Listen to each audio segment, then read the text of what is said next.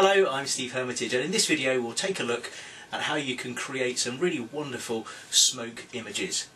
Okay, the setup that I'm using is this incense stick burning away. It's a great source of smoke. And just behind the incense stick is this piece of black cardboard, and I really want to achieve a nice dark black background because later on I'm going to invert some of the colours in Photoshop, so it's really important to get as close to a black background as I possibly can.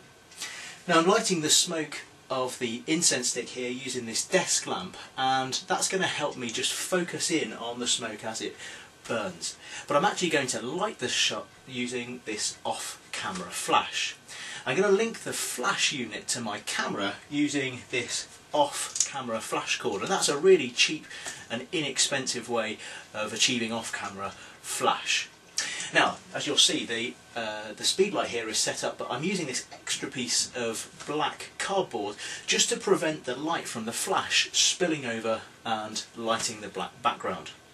So let's take a look at some of the flash and the camera settings. On the flash unit, if I just get the flash unit here, I've set the flash to manual mode, and I've set the flash to half power. Now you can experiment with some of these settings, but for me this is a really good starting point.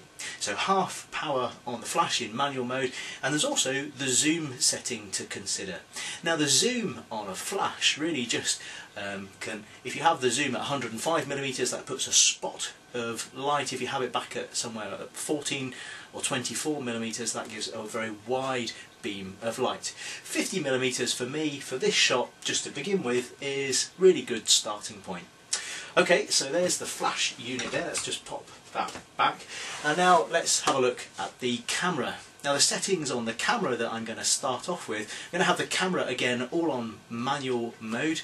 I'm going to have the ISO set to 100 or 125, and I'm going to have the aperture set anywhere between f8 and f16. What about the shutter speed? Well, the shutter speed is going to be 1/200th of a second. That's a really good sync speed to work with the flash unit.